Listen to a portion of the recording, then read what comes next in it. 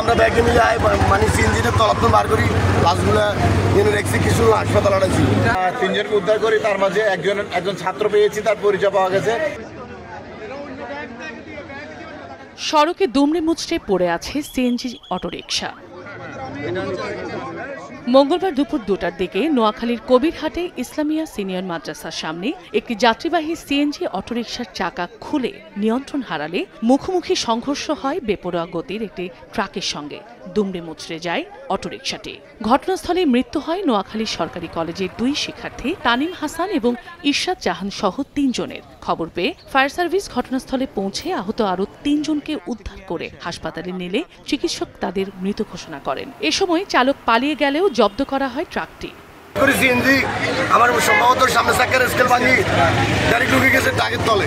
আমরা উদ্ধার করে আমাদের বডি ব্যাগে করে আমরা পুলিশ কবিরহাট থানা ইনচার্জের কাছে আমরা লাশগুলো হস্তান্তর করি। এদিন দুপুরে ঢাকা সিলেট মহাসড়কে হবিগঞ্জের কদমতলী এলাকায় সিলেটগামী এনা বাসের সঙ্গে বিপরীত দিক থেকে আসা রেল কোচ বাসের মুখোমুখি সংঘর্ষ হয়। এতে ঘটনাস্থলে 3 জনের মৃত্যু হয়। খবর পেয়ে পুলিশ ও ফায়ার সার্ভিস ঘটনাস্থলে পৌঁছে আহত 29 যাত্রীকে উদ্ধার করে হাসপাতালে পাঠায়। এ ঘটনায় মহাসড়কে আধা ঘণ্টা যান চলাচল বন্ধ থাকলেও পরে পরিস্থিতি স্বাভাবিক হয়।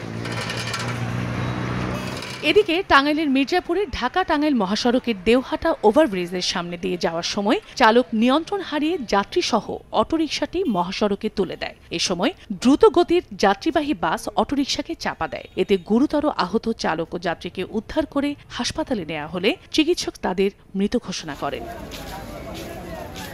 চন্দ্রা বিশ্বাস, ববি, সংবাদ।